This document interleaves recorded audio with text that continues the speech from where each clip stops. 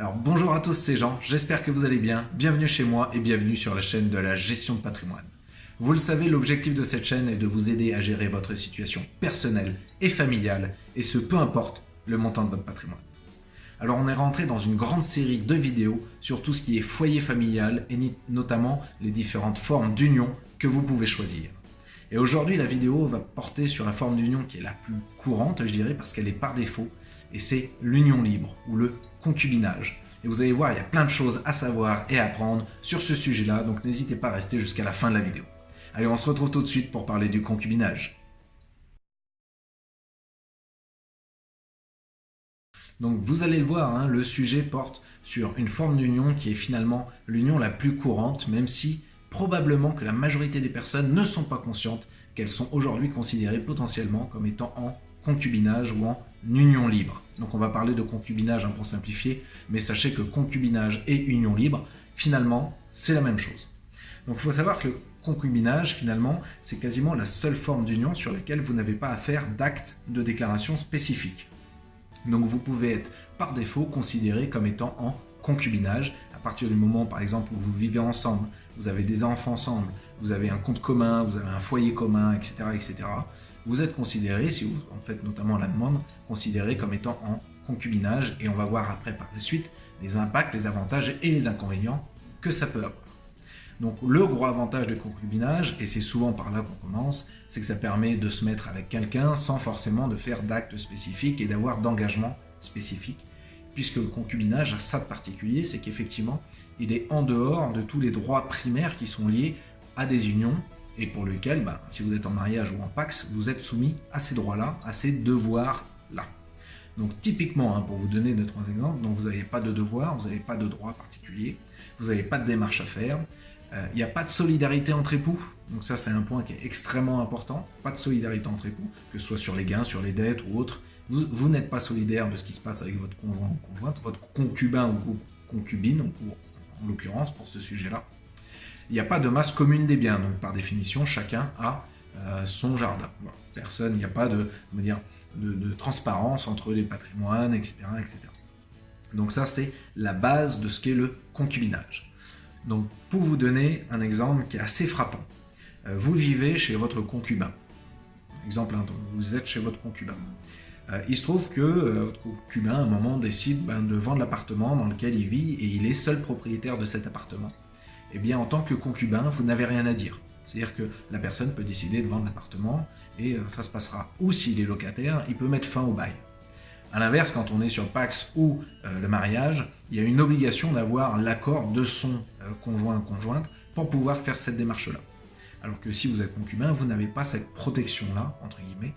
Donc votre concubin ou concubine peut décider unilatéralement de changer de domicile.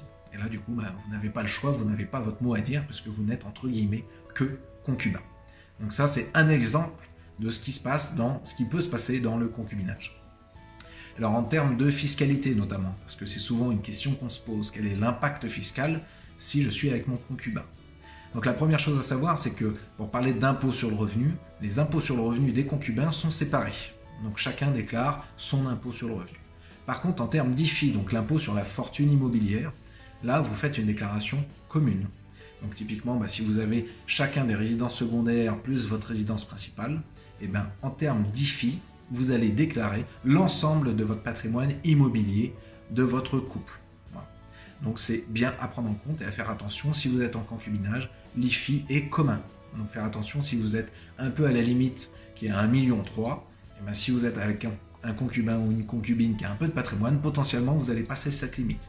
Donc bien prendre en compte cet aspect-là. Ensuite, sur l'aspect retraite, il n'y a pas de pension de reversion quand vous êtes concubin. C'est-à-dire que si votre partenaire décède, ou si même vous-même vous décédez, et bien sur la retraite, votre concubin ou concubine n'aura pas de pension de reversion. C'est-à-dire qu'il n'aura pas une partie de votre retraite qui lui ira à lui. Donc ça, c'est important de prendre ça en compte, parce que ça peut avoir des conséquences qui sont assez importantes. Ensuite, sur toute la partie donation-succession. Donc du moment où vous êtes concubin, vous êtes considéré comme étranger. Alors je sais, ça peut paraître un peu dur de dire ça comme ça, mais quand c'est votre conjoint, conjointe, sous régime de Pax ou de mariage, vous pouvez, au moment de votre décès, vous transmettez à votre conjoint ou conjointe sans aucun droit de mutation. Non, ça coûte vraiment rien. Et à l'inverse, quand vous êtes en concubinage, vous avez des droits de donation qui sont les mêmes que ceux des tiers, c'est-à-dire 60% de droits de mutation à payer. Donc ça, c'est vraiment à anticiper si vous n'êtes pas sous le régime du mariage ou du PACS. Vous avez ce risque au moment de votre décès ou du décès de votre concubin-concubine. Donc c'est vraiment à prendre en compte. La même chose pour les donations, si vous voulez lui donner, évidemment, vous avez aussi ces 60% de droits de donation à payer pour pouvoir donner à cette personne-là, sachant que sur donation-transmission, il y a toujours un abattement, même pour les tiers, de 1 500,94 €. Donc ça reste très faible, mais voilà, il y a toujours ça, c'est à savoir. De même, sur la partie héritage, en fait, le concubin ou concubine n'est pas héritier par défaut. C'est-à-dire qu'il faut obligatoirement qu'il y ait un testament pour qu'il puisse bénéficier de quelque chose. Donc voilà, ça c'est les points qui sont vraiment à prendre en compte sur la partie succession, transmission, donation, etc. etc. Le concubin n'est pas héritier et il est considéré comme un tiers aux yeux de la loi et des droits de donation, etc. Donc bien prendre en compte ces aspects. Le dernier point que je vais aborder, c'est l'impact sur la stratégie patrimoniale. Vous l'avez compris, j'aborde ces sujets d'union pour parler de votre stratégie patrimoniale au global. Si vous avez mis en place une stratégie patrimoniale et vous souhaitez protéger votre partenaire, votre couple, et que vous êtes en concubinage, c'est pas forcément le meilleur des régimes, donc c'est vraiment à prendre en compte en fonction de l'ensemble de votre stratégie patrimoniale. Donc je vous recommande de regarder les autres vidéos que je vais faire par la suite sur les autres régimes PACS notamment et mariage, sur lesquels il peut y avoir des aménagements qui peuvent être intéressants. Et si vous souhaitez rester en concubinage, il faut essayer d'utiliser certains leviers qui vous permettent d'anticiper et de pouvoir protéger votre partenaire malgré tout. Voilà, j'espère que cette vidéo a été suffisamment claire. Si vous avez des questions ou des commentaires, n'hésitez pas à les mettre et je tâcherai d'y répondre. Et on se retrouve dans une prochaine vidéo pour apprendre à gérer votre patrimoine.